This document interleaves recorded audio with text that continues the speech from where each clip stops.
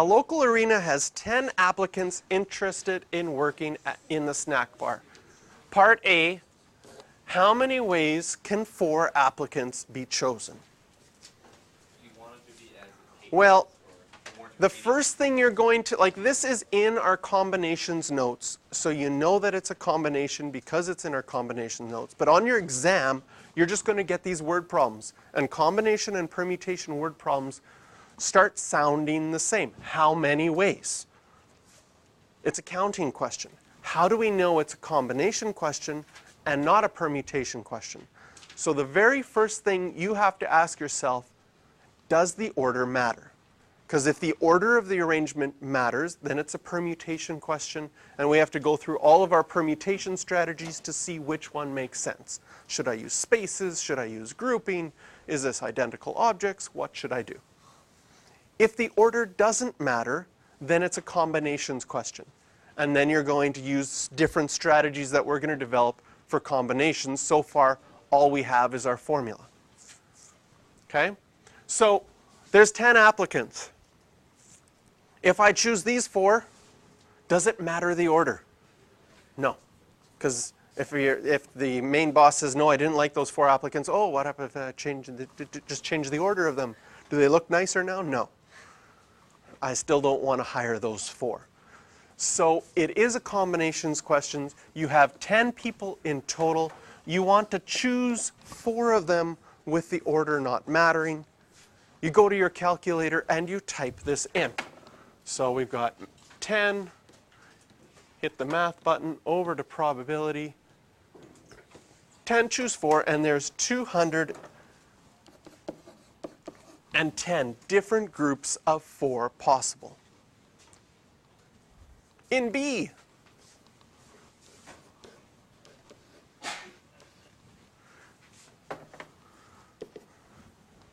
you go to your calculator and say, now we want to choose 6 applicants from the 10 because they decided, oh, you know what, we need 2 other workers for these other positions, so we can hire 6 people. 10, math, over to probability, choose 6, and it's exactly the same. Why is that?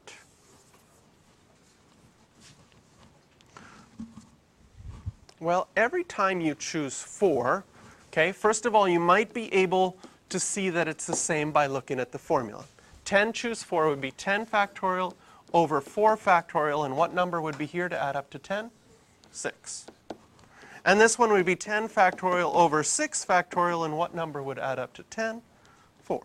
So you can see from the formula that it's going to be the same.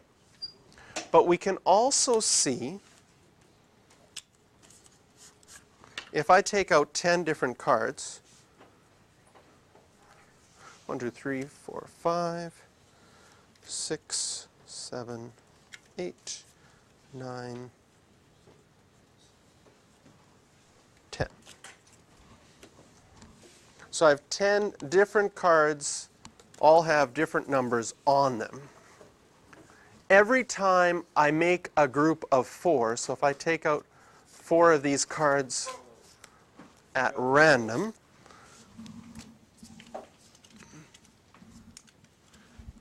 and the order doesn't matter, which happens often in card games, right? If these are the 4 cards that I pick, every time I make a group of 4, I'm also making a group of 6. So when I count this group of 4, I'm also counting this group of 6 that aren't chosen. If I choose a different group of 4, I make a different, man, I'm having trouble holding these cards, make a different group of 6 that aren't chosen. So choosing 6 people is the same as choosing 4 people when the order doesn't matter. If I take, so what this can allow you to do now is it can allow you to do some different mental math questions. Okay? Mental math, if you have 52 cards and you want to make a group of 51, how many different groups of 51 are there from the 52 cards?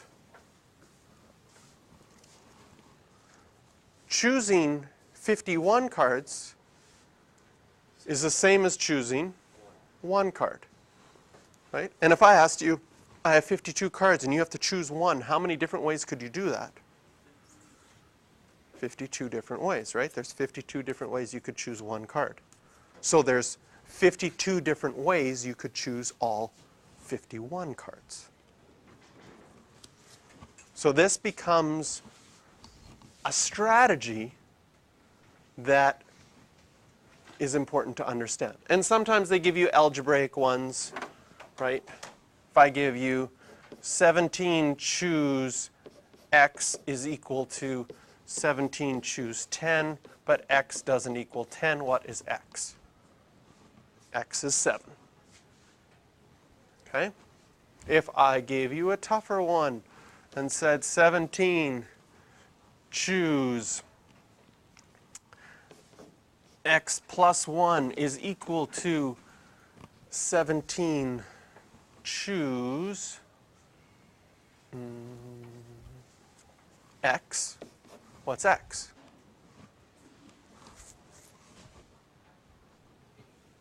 X is 8. How did you figure that out?